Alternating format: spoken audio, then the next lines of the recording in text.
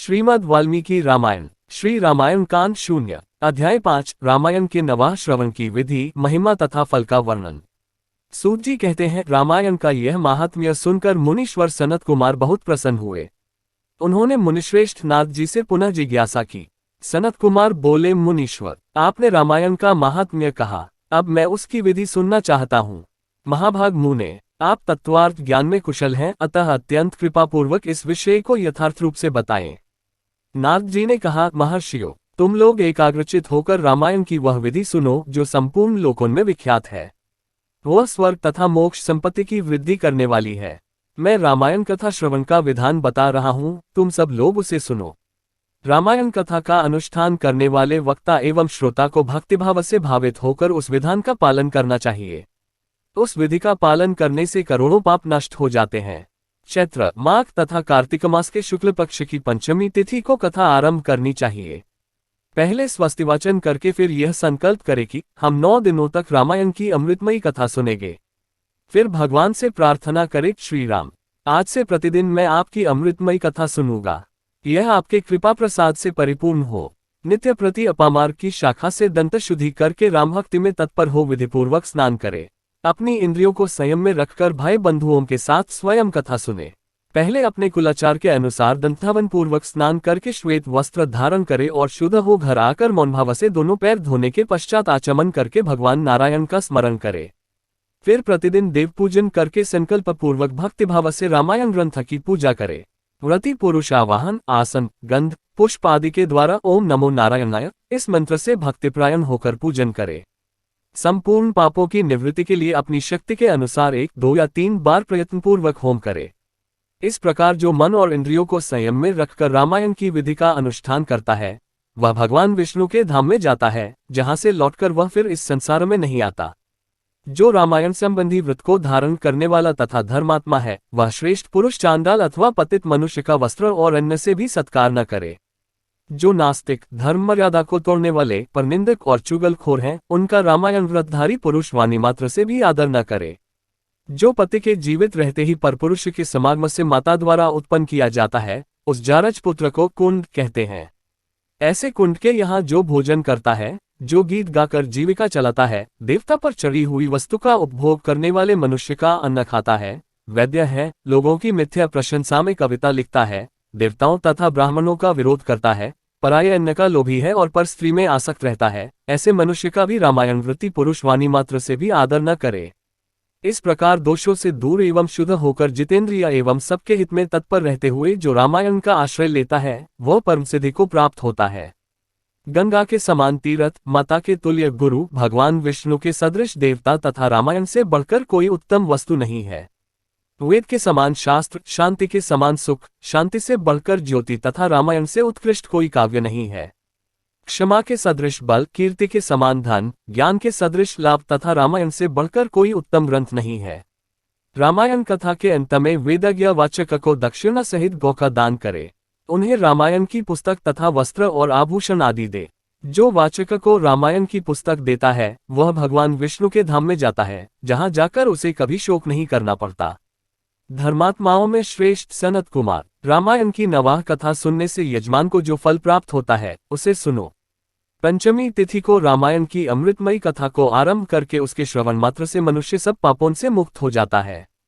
यदि 2 बार यह कथा श्रवण की गई तो श्रोता को पुंडरीक यज्ञ का फल मिलता है। जो जितेंद्रिय पुरुष व्रतधारण पूर्वक रामायण कथा को श्रवण करता है, वह 2 अश्वमेध यज्ञों का फल पाता है। मुनिवरों, जिसने 4 बार इस कथा का श्रवण किया है, वह 8 अग्निष्टोम के परम पुण्यफल का भागी होता है।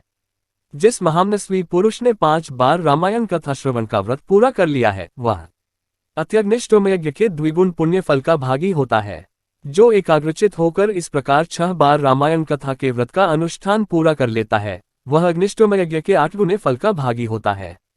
मुनीश्वरों, स्त्री हो या पुरुष, जो 8 बार रामायण कथा को सुन लेता है, वह नरमेध यज्ञ का 5 गुना फल पाता है।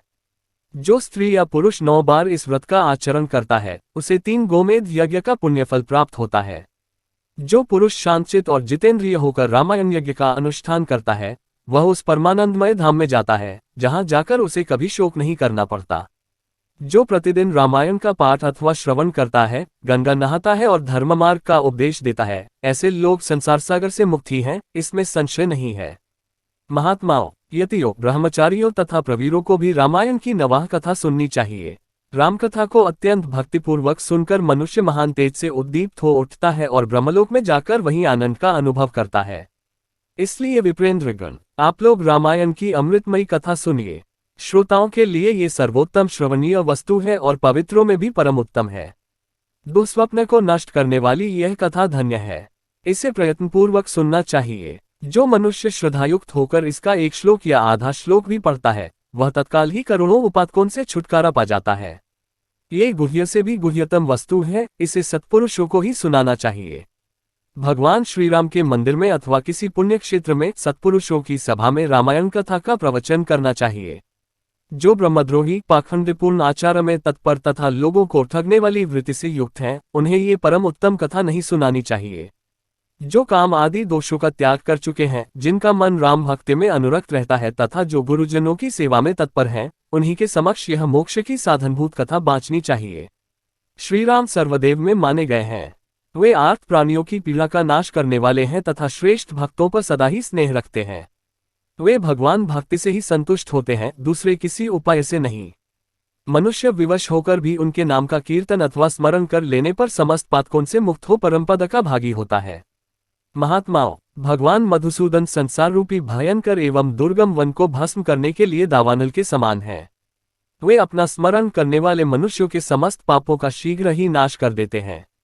इस पवित्र काव्य के प्रतिपाद्य विषय वे ही हैं, अतः ये परम उत्तम काव्य सदा ही श्रवण करने योग्य है। इसका श्रवण अथवा पाठ करने से ये समस्त पापों का नाश करने वाला है। जिसकी श्रीराम रस में प्रीति एवं भक्ति है, वही संपूर्ण शास्त्रों के अर्थज्ञान में निपुण और कृतकृत्य है। ब्राह्मणों, उसकी उपाजित की हुई तपस्या पवित्र, सत्य और सफल है, क्योंकि राम रस में प्रीति हुए बिना रामायण के अर्थ श्रवण में प्रेम नहीं होता है। जो द्विज इस भयंकर कलिकाल में रामायण तथा श्रीराम नाम का सहारा लेते हैं, वे ही कृतकृत्य हैं। रामायण की इस अमृतमयी कथा का नवाह श्रवण करना चाहिए। जो महात्मा ऐसा करते हैं, वे कृतज्ञ हैं। उन्हें प्रतिदिन मेरा बारंबार नमस्कार है। श्रीराम का नाम, केवल श्रीराम नाम ही मेरा जीवन है। कलियुग में और किसी उपाय से जीवों की सद्गति नहीं होती, नहीं होती, नहीं होती। सूत जी कहते हैं, महात्मा नारद जी के द्वारा इस प्रकार ज्ञानोपदेश पाकर सनत कुमार जी को तत्काल ही परमानंद की प्राप्ति हो गई। अतः विप्रवरो, तुम सब लोग रामायण की अमृतमयी कथा सुनो। रामायण को 9 दिनों में ही सुनना चाहिए। ऐसा करने वाला समस्त पापों से मुक्त हो जाता है। द्विजोत्तमो, इस महान काव्य को सुनकर जो वाचक की पूजा करता है, उस पर लक्ष्मी सहित भगवान विष्णु प्रसन्न होते हैं। विप्रेंद्रगण, वाचक के प्रसन्न होने पर ब्रह्मा, विष्णु और महादेव जी प्रसन्न हो जाते हैं। इस विषय में कोई अन्यथा विचार नहीं करना चाहिए। रामायण के वाचक को अपने वैभव के अनुसार गौ, वस्त्र, सुवर्ण तथा रामायण की पुस्तक आदि वस्तुएं देनी चाहिए। उस दान का पुण्यफल बता रहा हूं, आप लोग एकाग्रचित होकर सुने। उस दाता को ग्रह तथा भूतवेताल आदि कभी बाधा नहीं पहुंचाते। श्रीराम चरित्र का श्रवण करने पर श्रोता के संपूर्ण श्रेय की वृद्धि होती है। उसे न तो अग्नि की बाधा प्राप्त होती है और न चोर आदि का भय ही। वह इस जन्म में उपार्जित किए हुए समस्त पापों से तत्काल मुक्त हो जाता है। वह इस शरीर का अंत होने पर अपनी 7 पीढ़ियों के साथ मोक्ष का भागी होता है। पूर्व काल में सनत कुमार मुनि के भक्तिपूर्वक पूछने पर नारद जी ने उनसे जो कुछ कहा था, वह सब मैंने आप लोगों को बता दिया। रामायण आदि काव्य है। ये संपूर्ण वेदार्थों की सम्मति के अनुकूल है। इसके द्वारा समस्त पापों का निवारण हो जाता है। ये पुण्यमय काव्य संपूर्ण दुखों का विनाशक तथा समस्त पुण्यों और यज्ञों का फल देने वाला है। श्लोक 63। जो विद्वान इसके एक या आधे श्लोक का भी पाठ करते हैं, उन्हें कभी पापों का बंधन नहीं प्राप्त होता। श्रीराम को समर्पित किया हुआ ये पुण्य काव्य संपूर्ण कामनाओं को देने वाला है। जो लोग भक्तिपूर्वक इसे सुनते और समझते हैं, उनको प्राप्त होने वाले पुण्यफल का वर्णन सुनो। वे लोग 100 जन्मों में उपार्जित किए हुए पापों से तत्काल मुक्त हो अपनी हजारों पीढ़ियों के साथ परम पद को प्राप्त होते हैं।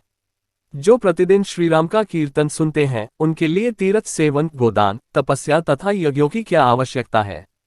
चैत्र, माघ तथा कार्तिक में रामायण की अमृतमयी कथा का नवाह पारायण सुनना चाहिए। रामायण श्रीरामचंद्र जी की प्रसन्नता प्राप्त कराने वाला, श्रीराम भक्ति को बढ़ाने वाला, समस्त पापों का विनाशक तथा सभी संपत्तियों की वृद्धि करने वाला है। जो एकाग्रचित होकर रामायण को सुनता अथवा पढ़ता है, वह सब पापों से मुक्त हो भगवान विष्णु के लोक में जाता है। जय श्री राम, जय श्री राम, जय श्री राम।